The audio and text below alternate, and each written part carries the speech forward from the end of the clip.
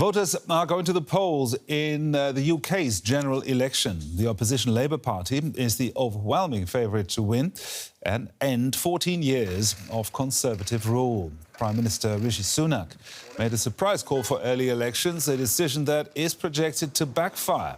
Recent polls show voters are deeply dissatisfied with his government. And Keir Starmer's centre-left Labour Party is on course for a landslide victory.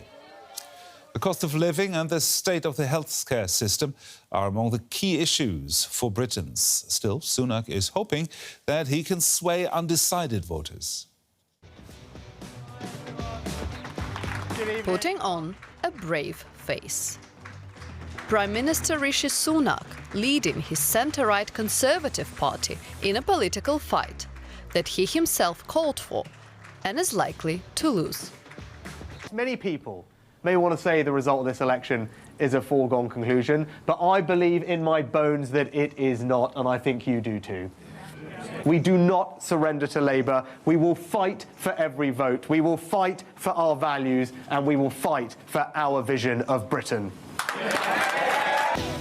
But this time, it seems that this vision is out of sync with what the British people want. After 14 years in power, the Conservatives are now facing a massive defeat. Keir Starmer's centre-left Labour Party is now 20 points ahead in the polls and is on course for victory. Labour Party. Imagine a Britain moving forward together with a Labour government. That is what we're fighting for. Let's continue that fight. If you want change, you have to vote for it. And this change is what the British population seems to want. Surveys indicate voters are most concerned about the cost of living, a strained healthcare system and migration, which has increased in recent years.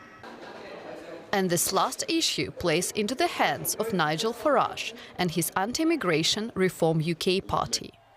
The party has seen a surge in support, and while it's not likely to get a significant number of seats in Parliament, it could still change Britain's political landscape. My first promise to you. But whoever gets to form the next British government will have to prove to the British public that this time they made the right choice. And joining us now from London is our correspondent Birgit Maass. Birgit, Prime Minister Rishi Sunak called this election just a month and a half ago. Now polls show the Tories 20 points behind Labour. Why did he call the election so early, and was it a mistake? It was definitely a bit of a gamble. So he had a bit of headwind, economic good data, inflation just coming down from a 41-year high. So he would have hoped that this could basically carry him along and help him. But as you said, the polls really haven't changed, and Labour has a solid lead, about 20 points in the polls, hasn't really changed much. So yes, it could have backfired, but in any case, it would have been a long shot and difficult for him to turn things around. Now, what can you tell us about the Labour leader Keir Starmer, Britain's likely next Prime Minister?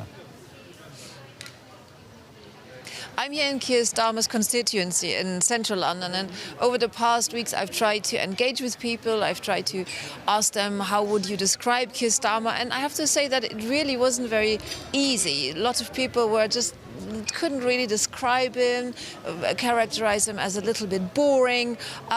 Keir Starmer knows this, and he's trying to basically use it to his advantage. He's saying, I'm not your candidate to be the circus director, I'm your candidate to be the next Prime Minister. He's a lawyer, so he's saying he's going about things diligently, slowly. He's not offering a great vision, but more slower reforms to get mostly the economy back on track. So that is what he's hoping to promise to the British voters. That'd be a change, but a change to sort of more solid centre-ground, centre-left politics. Now, what is on top of his to-do list once he is in number 10?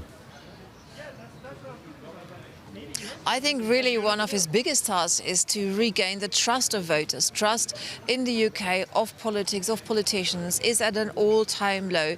That will be very difficult to turn around.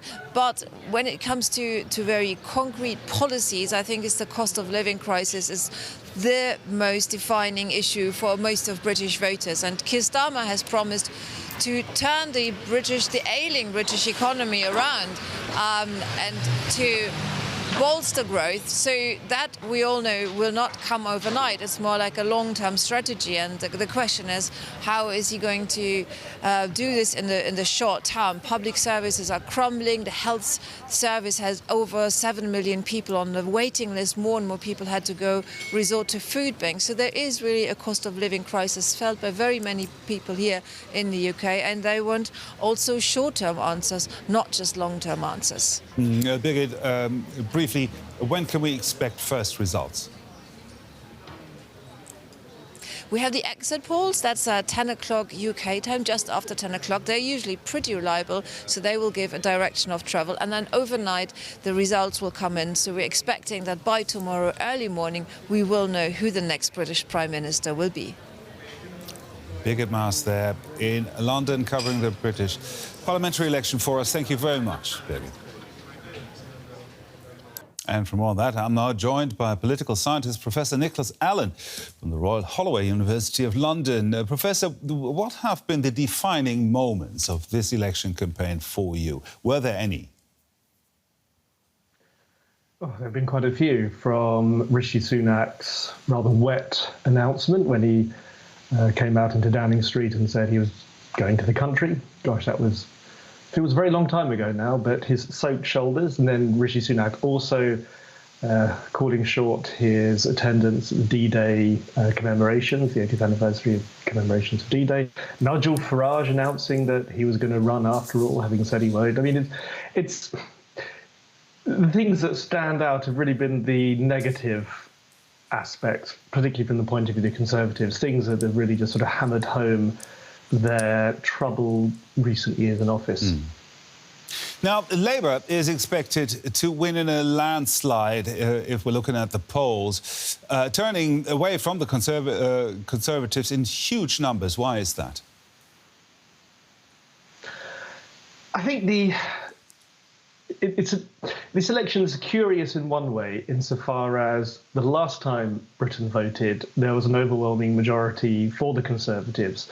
But the scale of the Conservative victory under Boris Johnson in 2019 was partly, if not largely, driven by the wish to get Brexit done, or just people to move on from the Brexit process, but also widespread concern about what the alternative, that is a Labour government or a Labour Party under the then leader Jeremy Corbyn, could offer.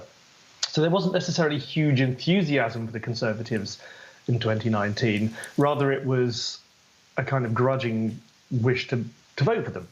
The thing that's happened, of course, is since 2019, we've had COVID, we've had a cost of living crisis, we've also had Conservative leader Boris Johnson, who was embroiled in a large number of scandals. We also then briefly had a Conservative Prime Minister, Liz Truss, who sort of blew up the economy. So the relatively thin support that the Conservatives enjoyed in 2019 has just evaporated, and the Labour Party rather is now trusted to govern. I mean, there's a saying that oppositions don't win elections, governments lose them. But of course, governments only lose elections if there is an opposition that people are willing to vote for, and that is now the case. Now, if Keir Starmer wakes up tomorrow on his way to Downing Street, what's on top of his to-do list? Well, he'll be briefed about the nuclear deterrence. That's one of the first things that all prime ministers are told about. And he'll then get to really get on with the task of forming a cabinet. And that'll be his priority to, at least in the first day, appoint the very sort of top senior people around him. It remains to be seen how many of the current shadow cabinet move directly into their corresponding government jobs, but it's likely that probably most of them will. Certainly, I think Rachel Reeves, who's the current Shadow Chancellor of the Exchequer, she can probably be expected to move into number 11 Downing Street, and it's going to be their relationship, their partnerships, Starmer and Rachel Reeves, that will really sort of be the defining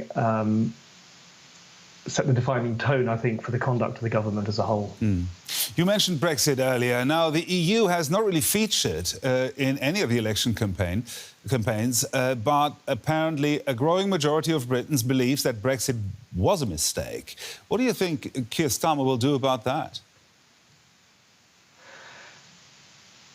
Starmer has been very careful not to make any promises about rejoining the EU. I think you have to remember the traumatic effect of the Brexit process on both political elites and voters in Britain. No one wants to reopen those wounds in a hurry. No government, no British government, is going to contemplate any kind of reversal of Brexit until A, a number of years have elapsed, and B, there is a very, very significant majority in favour of rejoining.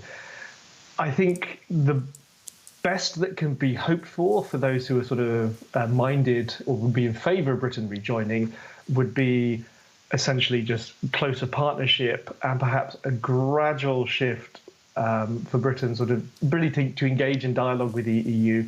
I think sort of rejoining the single market or anything like that is also way off the agenda for the time being. It's not something that I think Labour will want to waste any political capital on. There is more than enough in their in trade to be getting on with in terms of the economy and the public services. The political scientist Nicholas Allen of Royal Holloway University in London, thank you very much. Thank you.